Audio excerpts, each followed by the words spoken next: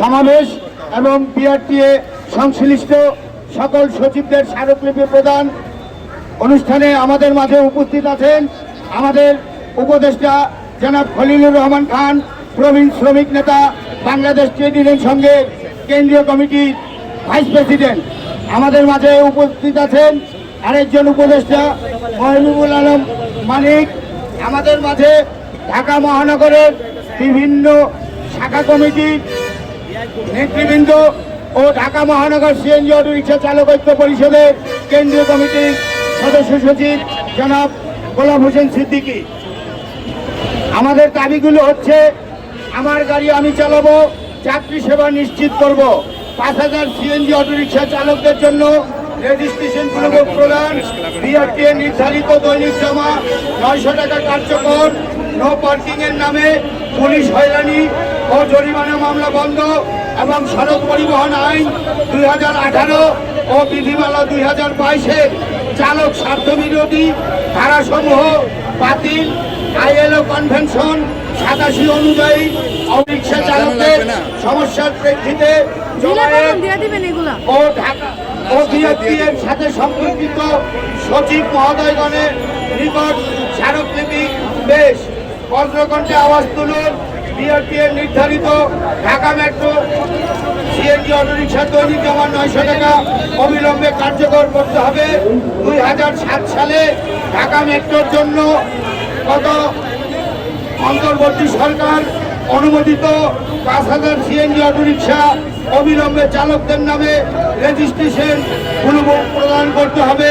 এই অন্তর্বর্তী সরকারের শাসনামলে এবং নির্বাচনের আমরা শ্রমিক, আমাদেরকে প্রতিপন্ন করে দেখা হয়, অথচ আমাদেরকে দিয়ে আজকে আপনারা গাড়ি বাড়িতে চলেন ফিরেন।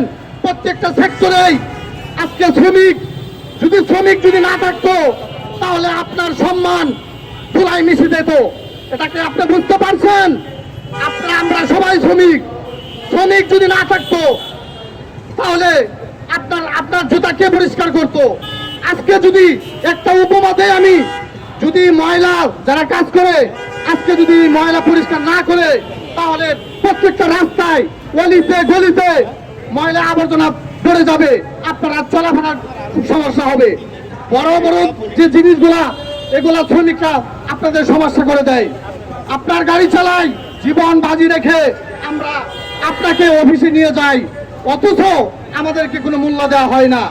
আজকে আমরা বিআরটিতে বারবার যাওয়ার পরেও টিপ মারি নাই। এই অপরাধে আমাদের শ্রমিক জায়গায় জায়গায় মামলা খাইছে এবং কি মিটার থেকে 15 টাকা বেশি নেওয়ার জন্য 15 দিন 20 দিন যার কাছে, তখন থেকে মালিকরা এক একটা চালকের কাছ থেকে 100, 150, 200 টাকা বেশি নেয়।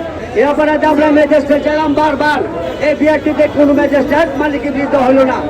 না হওয়ার পরে আমরা ওই বিষয়টা Bangladesh Dhaka special magistrate crime ম্যাজিস্ট্রেটের যখন আমরা এটা সুপর্দ করি, তখন ক্রাইম ম্যাজিস্ট্রেট ওই মালিকের বিরুদ্ধে অ্যাকশনে যাওয়ার প্রস্তুতি নিচ্ছে। এমত অবস্থায় বিআরটির এনফোর্সমেন্ট এমার্জেন্সি স্যার বলছে, ভাই আপনাদের যত অভিযোগ আছে প্রত্যেকটা অভিযোগ বিআরটির ম্যাজিস্ট্রেট দ্বারা অভিযান করা হবে।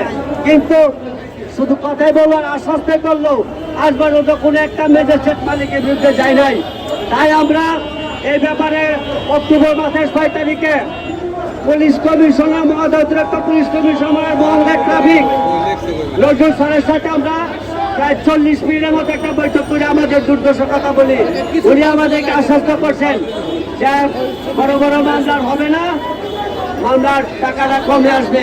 কিন্তু আজকে প্রায় 28 দিন বিগত হয়ে গেল, এই কথাই খালি বলে গেল, কার্যকলাপ করলো না। এই জন্য আমরা এটা নিন্দা জানাচ্ছি। এখন আমাদের